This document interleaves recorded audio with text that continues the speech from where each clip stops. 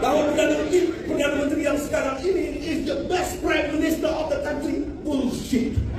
Tak, sekarang ni yang kau bergaduh dengan Muhyiddin, itu kau punya pasal tau. Kau nak bergaduh dengan Muhyiddin ke, kau nak bergaduh dengan siapa ke, itu korang punya pasal dalam parti sendiri. Ya, itu isu rumah tangga kau. Apa hal nak kait dengan Anwar Ibrahim pula, nak kait dengan Perdana Menteri pula?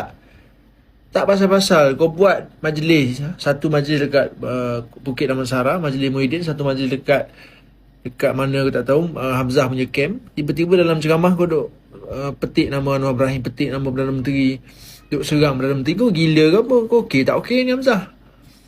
Ha? Kan? Tak tahu aku cakap. Last sekali dia akan salahkan DAP juga.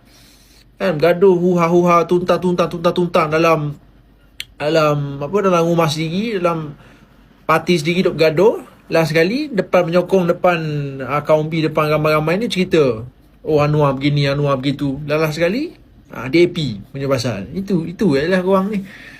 Masih lagi duk melaungkan demi Melayu, demi agama.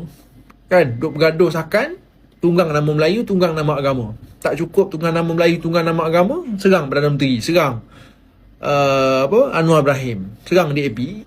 Kan? Kau dah gila ke apa korang ni? Nak bergaduh-gaduh lah. Tak payah nak petik nama orang lain lah. Kan? Nak bergaduh-gaduh korang punya pasal lah. Nak bergaduh ke, nak apa ke. Korang punya pasal lah. Ini tak pasal-pasal pula nak petik nama orang lain pula. Gila betul korang ni.